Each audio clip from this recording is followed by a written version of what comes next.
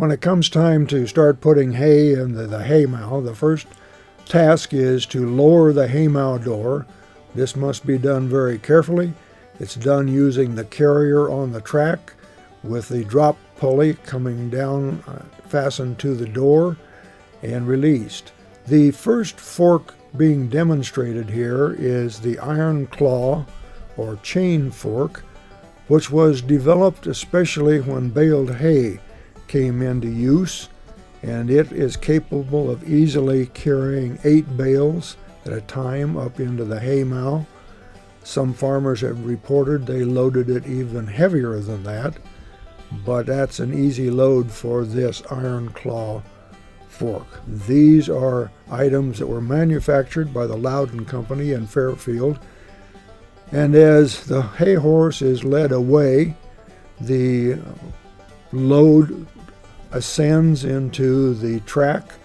The drop pulley locks into the carrier, and then it goes down the track through the haymow. The lower pulley is fastened securely to the foundation.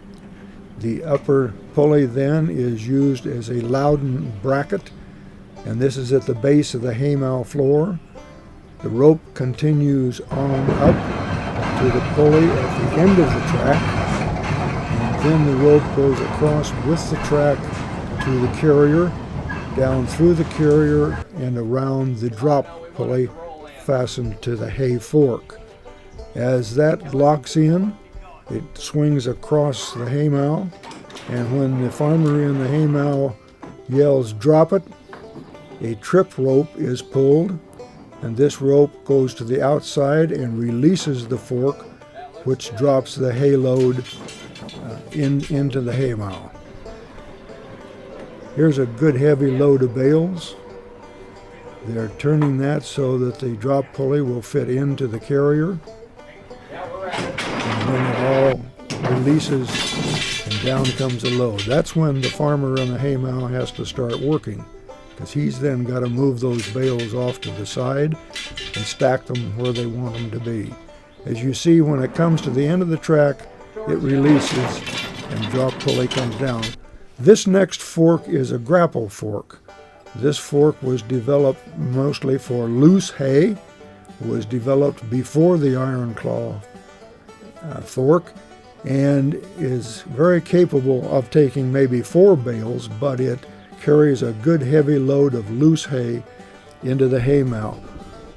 These forks started out with a single spear fork, then there was a double spear fork, and then there was a 4-spear fork, and then the grapple fork, and then the iron claw fork. All of these being Louden products built in Fairfield. You can see the loose hay flies around, and when the day's job is completed, the next thing to do is close the haymow door, because you don't want a storm to come up that evening, blow rain in, and get that new hay wet in the haymow. To take it up, so the horse starts walking away from the barn, and this goes up to the rail, and walks on the carrier, goes across the haymow, and the farmers in the haymow yell, "Drop it." The guy on the rig pulls the trip rope, and this opens up and drops the hay in the haymow. And then the fellow on the trip rope, he pulls it back to the end, and it releases, and goes back down, and they start all over again. So that's the process we go through to get hay into the haymow. And thanks to the Louden manufacturing and William Louden's inventiveness, it's much easier than using a hand pitchfork.